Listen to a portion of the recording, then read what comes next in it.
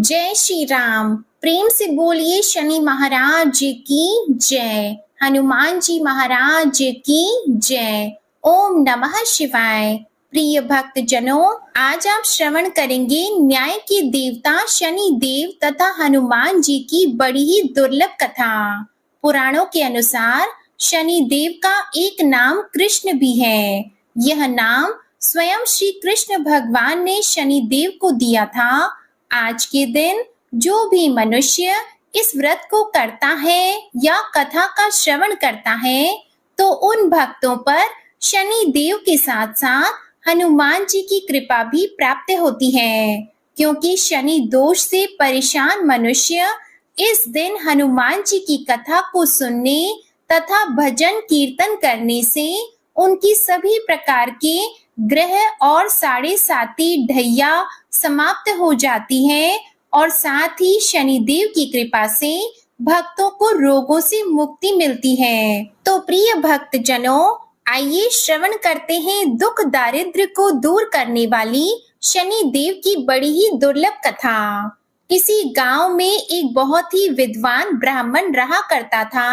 एक दिन रात्रि में उसने सपने में देखा कि एक नीला वस्त्र पहने हुए बहुत ही दिव्य पुरुष उसे कह रहा है कि हे ब्राह्मण देवता, मैं तुझे लगूंगा। अब देखिए, यह सपना उस ब्राह्मण को रोज दिखाई देता। इससे वह परेशान हो गया और दुबला पतला होने लगा। उसका स्वास्थ्य बहुत ही गिरने लगा। एक दिन उसकी पत्नी ने कहा, देखिए, मैं आपको कितना अच्छे से खिलाती पिलाती हूँ, मेवा मिश्री खिलाती हूँ, दूध मलाई खिलाती हूँ, अच्छा भोजन आहार पकाकर खिलाती हूँ, फिर भी आप इतने दुबले पतले क्यों होते जा रहे हैं? इसका क्या कारण है? प्रिय भक्त जनों, उस ब्राह्मण ने अपनी पत्नी से अपना सारा हाल बताया कि मेरे सपने में एक नीले कपड़े पहने हुए बहुत ही दिव्य पुरुष आते हैं। वे मुझसे कहते हैं कि हे ब्राह्मण, मैं तुझे लगूंगा। अब यही सोचकर मुझे भूख प्यास नहीं लगती, मैं दुबला होता जा रहा हूँ। तब ब्राह्मणी ने कहा, हे पतिदेव, मुझे लगता है कि आपको शनि भगवान दर्शन देते हैं। आपके ऊपर शनि की दशा शुरू होने वाली है, इसलिए आपको वे सचेत करते हैं। अवश्य ही वे शनि महाराज हैं। अब की बार जब दिखें तो आप उनसे कहिएगा कि आप मुझे सिर्फ 1.15 ही लगना।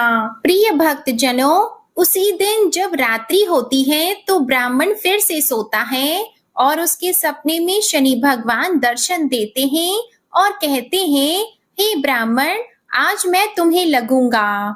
तब ब्राह्मण ने कहा, हे भगवान, यदि आप लगना ही चाहते हैं तो लग जाइए, लेकिन यह बताइए भगवान, आप कितने दिनों के लिए लगोगे? तब शनि देव ने कहा, हे ब्राह्मण, तुम्हारे ऊपर 7.5 शुरू होने वाली है, मैं तुम पर 7.5 साल के लिए लगूंगा।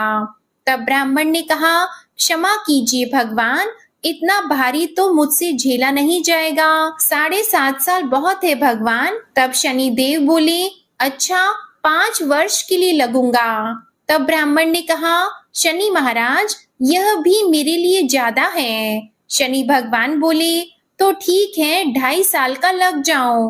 ब्राह्मण ने फिर मना कर दिया। तब शनि देव कहने लगे, 1.15 का लगूंगा तो ठीक रहेगा। प्रिय भक्त जनों, उसे 1.15 की शनि की दशा लग गई। ब्राह्मण ने नींद से उठते ही अपनी पत्नी से कहा, देखो, मेरे 1.15 की शनि की दशा लगी है, इसलिए मैं जंगल जाकर समय बिताऊंगा। तुम मेरे खाने पीने का सारा सामान बांध दो और मेरे पीछे किसी से लड़ना मत, घर में बैठी रहना, बच्चों को भी कहीं मत जाने देना और इस 1.15 में किसी को गाली भी मत सुनाना। ऐसा कहकर ब्राह्मण अपने घर से जंगल की ओर चल दिया। जंगल में ब्राह्मण एक पीपल के पेड़ के नीचे बैठ गया और हनुमान जी का पाठ करने लगा। एक पहर बीत गया तो ब्राह्मण ने सोचा, बाकी का समय तो रास्ते में ही बीत जाएगा। सुबह वहां से चल दिया और रास्ते में चलते हुए उसे एक सब्जी मंडी दिखाई दी। उसने सब्जी मंडी में से एक बड़ा सा कद्दू खरीदा। कद्दू खरीदकर अपनी चादर में लपेटकर वहां से चल दिया। तभी रास्ते में शनि महाराज एक साधु का वेश बदलकर उसके पास आते हैं और कहते हैं, तुम्हारे चादर में क्या है? ब्राह्मण ने कहा, हे साधु महाराज, मेरी इस चादर में तो कद्दू है। साधु ने कहा, अच्छा कद्दू है तो दिखाओ। जब ब्राह्मण ने अपना चादर दिखाया तो आश्चर्य, उसमें तो उस राज्य के राजा के बेटे का कटा हुआ सर था। यह देखते ही साधु महाराज, जो कि शनिदेव थे, उस ब्राह्मण को लेकर राज दरबार में पहुंच गए और राजा से कहने लगे, महाराज यह देखिए, यह दुष्ट दुराचारी आपके पुत्र की हत्या करके उसके सिर को काट के अपने चादर में लेकर घूम रहा था, इसे आप दंड दीजिए। प्रिय भक्त जनों, राजा ने जब सुना कि उस ब्राह्मण ने उसके पुत्र को मार दिया है, राजकुमार की हत्या कर दी है, तब राजा बहुत ही क्रोधित हुआ। उसने कहा, मुझे मत दिखाओ, मुझसे यह सब कुछ देखा नहीं जाएगा। हे सैनिकों, तुम इसे तुरंत ले जाओ और इसे सूली पर चढ़ा दो। जब नगर में यह समाचार कि राजा के पुत्र का सिर कट चुका है, एक ब्राह्मण ने उसकी हत्या कर दी है, तो नगर में हाहाकार मच गया और उस ब्राह्मण को सैनिक सूली पर चढ़ाने के लिए ले गए। जब फांसी पर चढ़ाने ही वाले थे, तब जैसा कि नियम होता है, मरने वाले से उसकी अंतिम इच्छा को पूछा जाता है, तो सैनिकों ने भी ब्राह्मण के अंतिम इच्छा को पूछा। सैनिकों ने कहा, हे ब्राह्मण, बताओ तुम्हारी अंतिम इच्छा क्या है? भक्तजनों, ब्राह्मण ने सोचा कि यदि किसी प्रकार कुछ समय तक के लिए फांसी रुक जाए तो शनि की दशा का 1.25 पहर पूरा हो जाएगा। यह सोचकर उसने कहा, भाई, मैं बचपन से नित्य बालाजी की कथा कहता और सुनता आया हूँ। आज मरने से पहले अंतिम बार कथा कह लेने दो। अब क्या था? फांसी देने वाले सैनिकों ने उसकी आखिरी इच्छा पूर्ण होने तक फांसी को रोक दिया। कहानी कहते कहते 1.25 पहर पूरा हो गया। शनि की दशा खत्म हो गई। अब इधर देखिए, राजा का जो पुत्र था राजकुमार, वह जंगल से शिकार खेलकर वापस राजमहल में आ गया। राजमहल में राजकुमार को देखते ही राजा बड़ा ही प्रसन्न हुआ, लेकिन मन ही मन उसे डर भी लगा। यदि उस निर्दोष ब्राह्मण को फांसी चढ़ा दिया गया होगा तो ब्राह्मण हत्या का दोष लग जाएगा। अब क्या था? राजा ने 2 घुड़सवार को जल्दी से फांसी घर की तरफ दौड़ाया और ब्राह्मण को आदर सहित दरबार में आने का हुक्म दिया। ब्राह्मण राज दरबार में उपस्थित हुआ तो राजा ने क्षमा याचना मांगते हुए कहा कि आपके बगल में जो चादर है उसे खोल कर दिखाओ। राजा की आज्ञा के अनुसार ब्राह्मण ने चादर खोली तो उसमें कद्दू था। राजा ने ब्राह्मण को बहुत सा धन दिया और पूछा, हे ब्राह्मण देवता, मुझे यह समझ में नहीं आया, इस सब के पीछे रहस्य क्या है? यह सब क्यों हुआ? आखिर यह सब था क्या?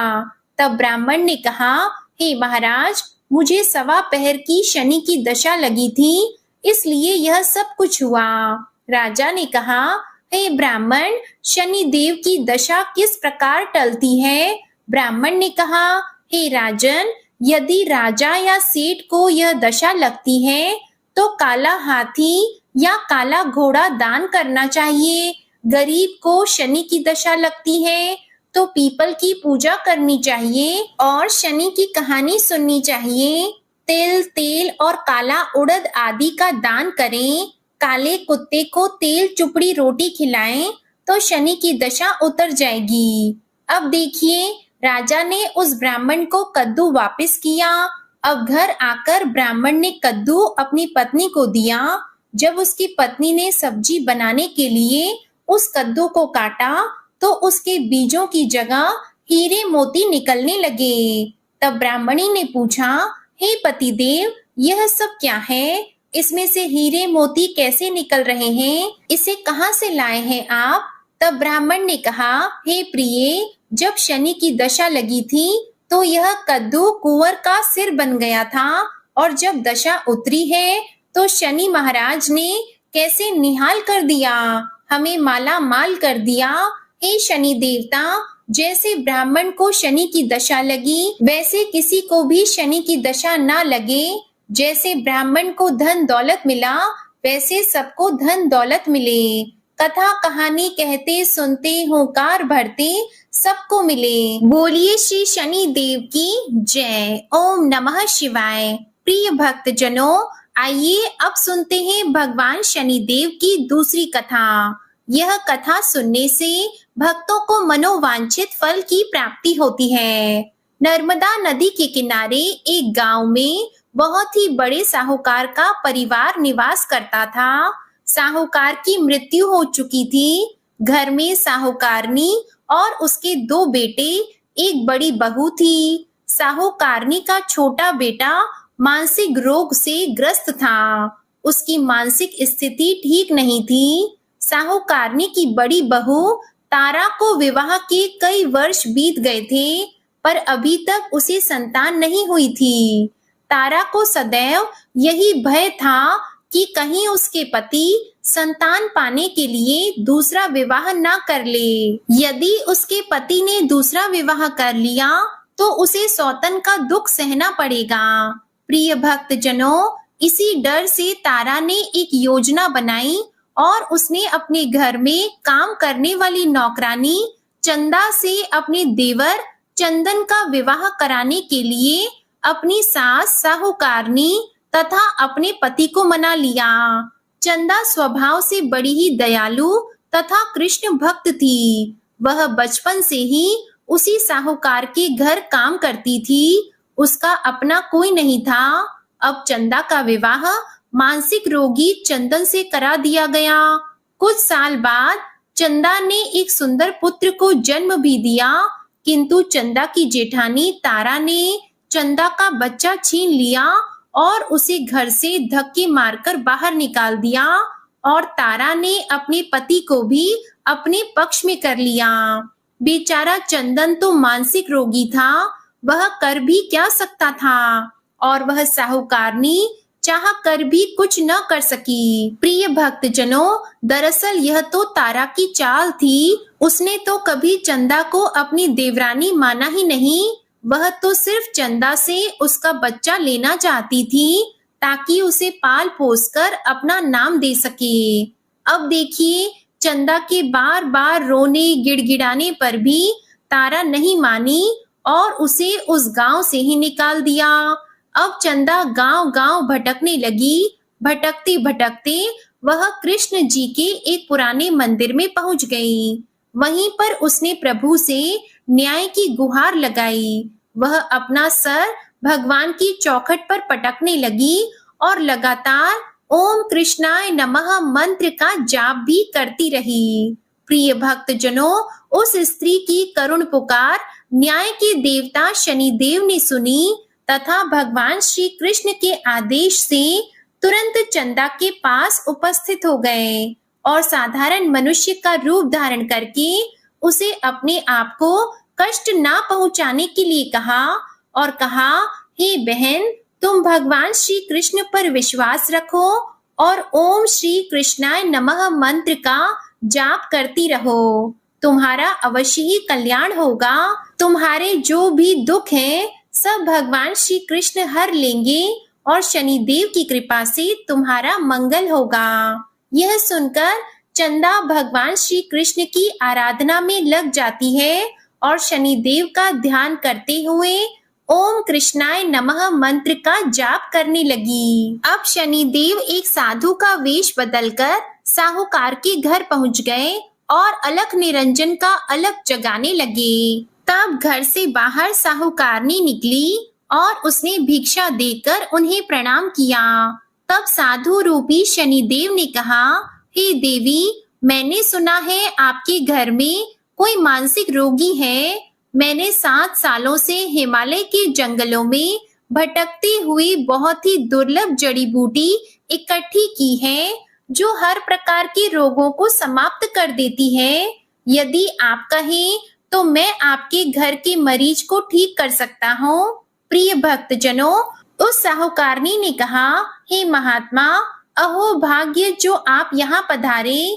हाँ महाराज जी, मेरा छोटा बेटा जो कि दिमागी रूप से बीमार है, आप उसे ठीक कर दीजिए। आप जो चाहेंगे मैं वह आपको दूंगी। आइए, घर के अंदर आइए। साहूकारनी ने अपने बेटे चंदन को साधु महाराज को दिखाया, जो अब चंदा के चले जाने से बहुत ही दुखी था। साधु महाराज ने अपने कमंडल से जल निकालकर उसे अभिमंत्रित करके चंदन को पीने के लिए दिया।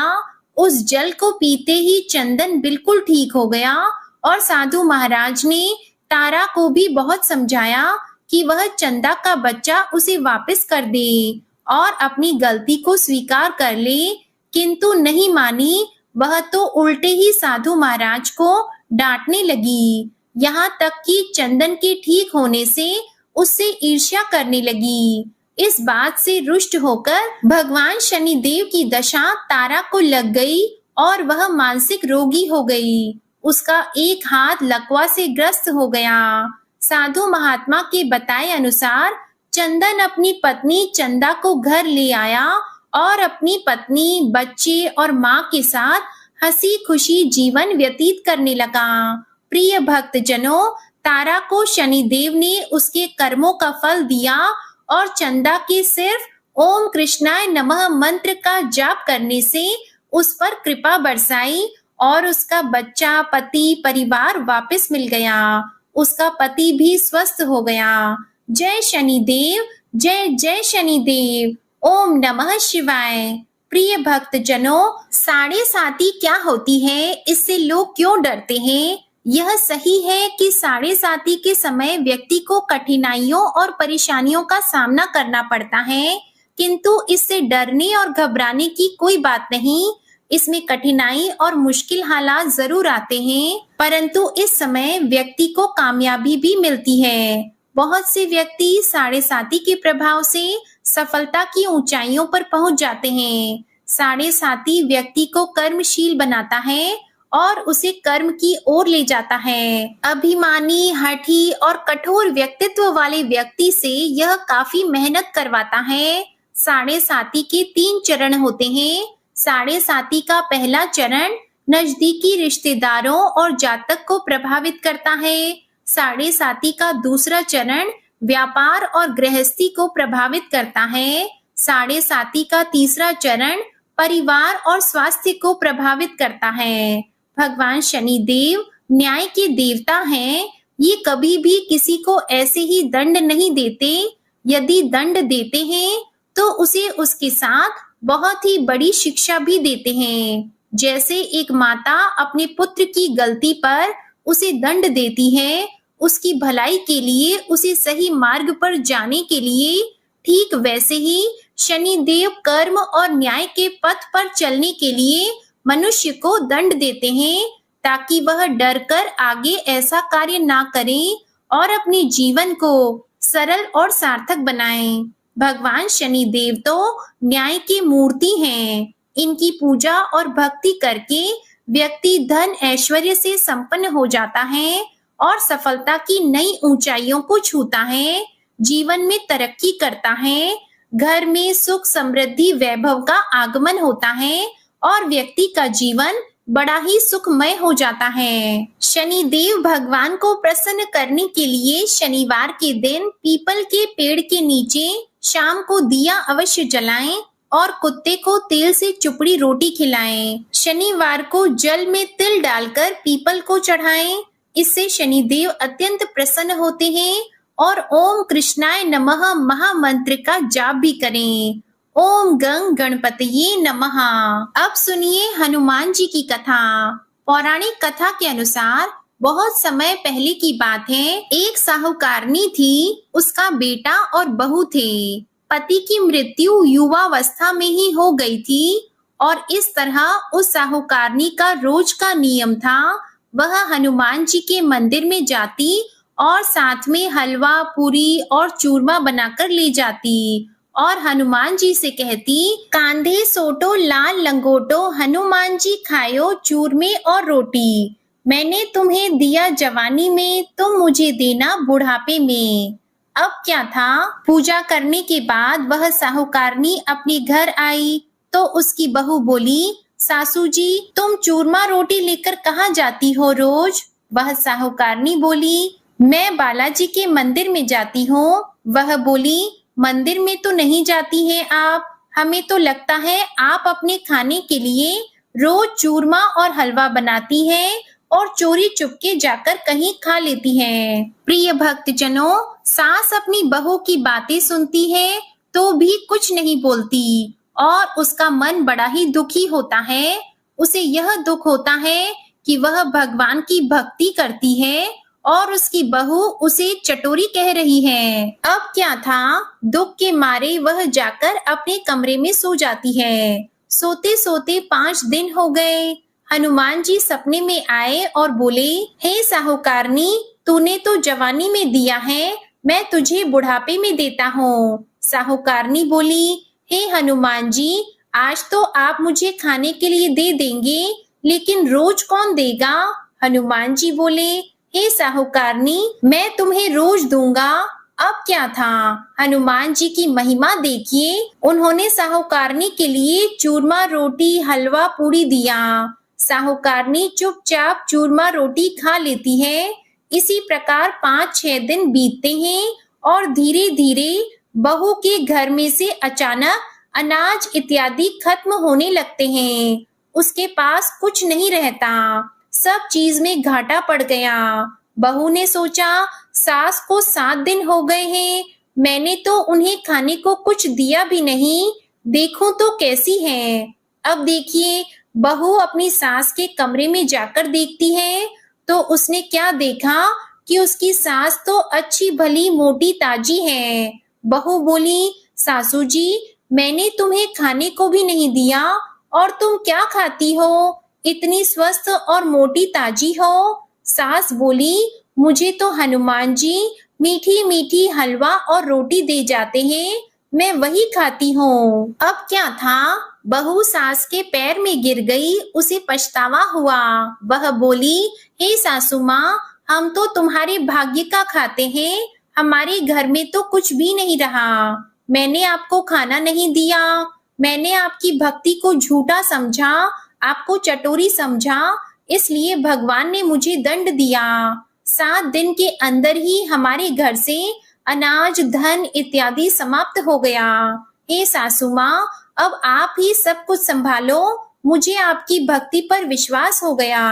आपने हनुमान जी को भोग लगाया जवानी में और हनुमान जी ने आपको वही भोग बुढ़ापे में लौटाया है। आपका पेट भरा, हनुमान जी की महिमा अपार है, कोटि कोटि प्रणाम है। प्रिय भक्तजनों, अब क्या था, उस सास ने खुशी खुशी घर की सारी जिम्मेदारी संभाल ली और सास यानी कि वह साहूकारनी हनुमान जी को रोज चूरमा रोटी हलवा पूरी खिलाया करती, हलवा पूरी चढ़ाया करती थी। फिर घर में बहुत बरकत हुई और खूब धन धान्य आने लगा।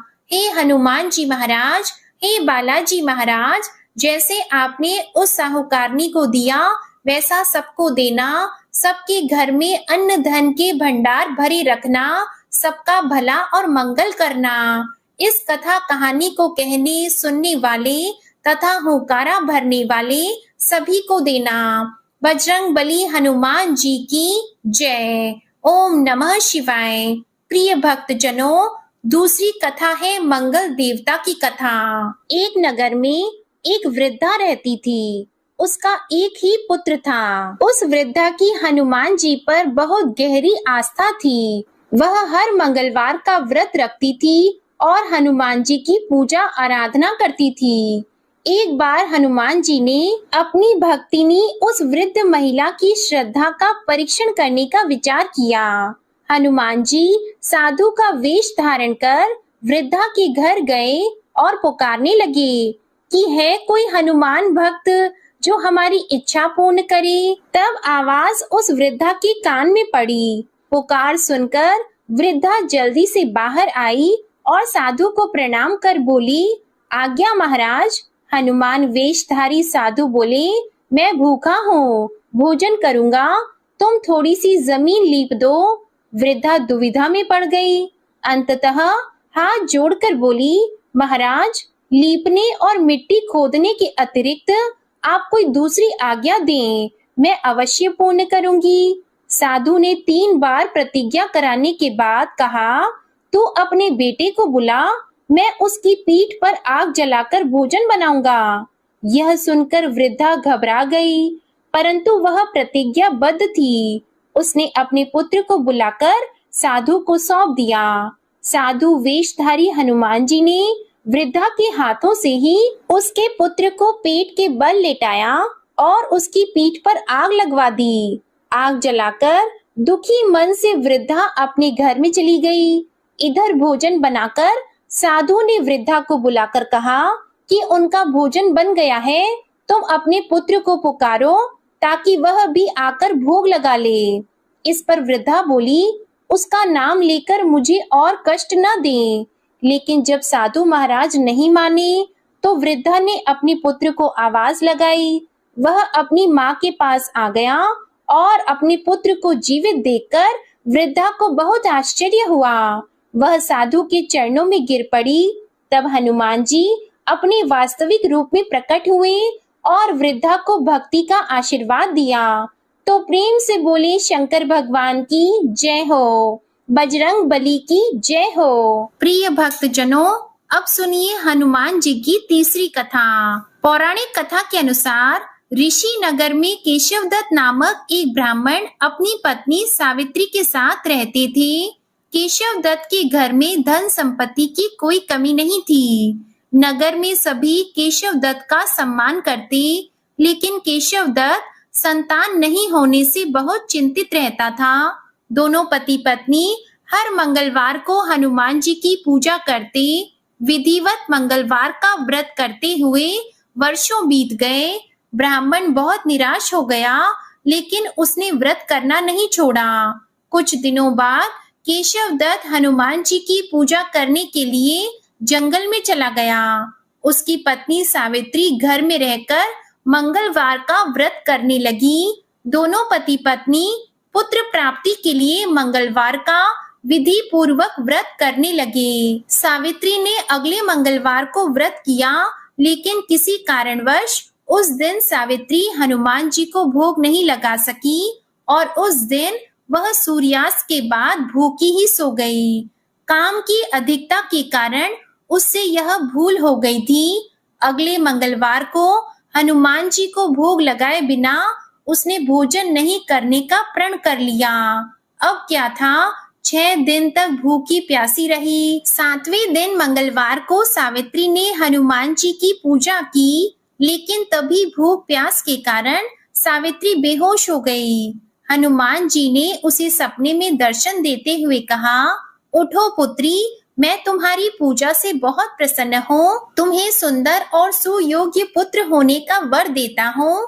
यह कहकर हनुमान जी अंतर ध्यान हो गए। उसी समय सावित्री ने उठकर हनुमान जी को भोग लगाया, स्वयं भोजन किया। हनुमान जी की अनुकंपा से सावित्री ने एक सुंदर शिशु को जन्म दिया। मंगलवार को जन्म लेने के कारण उस बच्चे का नाम मंगल प्रसाद रखा गया। अब देखिए, कुछ दिनों बाद सावित्री का पति केशवदत्त घर लौट आया। उसने मंगल प्रसाद को देखा तो सावित्री से पूछा, यह सुंदर बच्चा किसका है? सावित्री ने प्रसन्न होते हुए कहा कि मुझे हनुमान जी ने दर्शन दिए हैं और पुत्र प्रदान करने की सारी कथा अपने पति से कह सुनाई। लेकिन केशवदत्त को उसकी बातों पर विश्वास नहीं हुआ। उसके मन में पता नहीं कैसे यह कलुषित विचार आ गया कि सावित्री ने उसके साथ विश्वासघात किया है। अपने पापों को छुपाने के लिए सावित्री झूठ बोल रही है। केशवदत्त ने उस बच्चे को मार डालने की योजना बनाई। एक दिन केशवदत्त स्नान करने के लिए कुएं पर गया। मंगल प्रसाद भी उसके साथ था। केशवदत्त मौका देखकर मंगल देव को कुएं में फेंक दिया और घर आकर बहाना बना दिया कि मंगल तो कुएं पर मेरे साथ पहुंचा ही नहीं। केशव दत्त के इतना कहने के ठीक बाद मंगल दौड़ता हुआ घर में आ गया। केशव दत्त मंगल को देखकर बुरी तरह हैरान हो गया। उसी रात हनुमान जी ने केशव दत्त को सपने में दर्शन देते हुए कहा, हे केशव दत्त, तुम दोनों के मंगलवार के व्रत करने से प्रसन्न होकर पुत्र जन्म का वरदान मैंने दिया था, फिर तुम अपनी पत्नी पर शक क्यों करते हो? उसी समय केशव दत्त ने अपनी पत्नी सावित्री को जगाकर उससे क्षमा मांगते हुए स्वप्न में हनुमान जी के दर्शन की सारी कहानी सुनाई। केशव दत्त ने अपनी बेटे को हृदय से लगाकर बहुत प्रेम किया। उस दिन के बाद सभी आनंद पूर्वक रहने लगे। मंगलवार का विधिवत व्रत करने से केशव दत्त के सभी कष्ट दूर हो गए। इस तरह से जो भी स्त्री पुरुष विधिवत मंगलवार का व्रत करके व्रत कथा सुनते हैं, हनुमान जी उनकी सभी कष्ट दूर करके घर में धन संपत्ति का भंडार भर देते हैं, शरीर के सभी रोगों को नष्ट कर देते हैं। प्रेम से बोलिए बजरंगबली हनुमान जी की जय।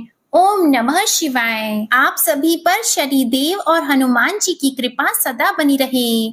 आज की कथा पसंद आई हो तो वीडियो को लाइक करके चैनल को सब्सक्राइब कीजिएगा और कमेंट में शनिदेव और हनुमान जी की जय जरूर लिखिएगा। इसी के साथ आप हमारे चैनल पर सावन मास महात्म्य की कथा और शिव महापुराण की कथा भी जरूर सुनिएगा। प्रेम से बोलिए शनि महाराज और हनुमान जी महाराज की जय।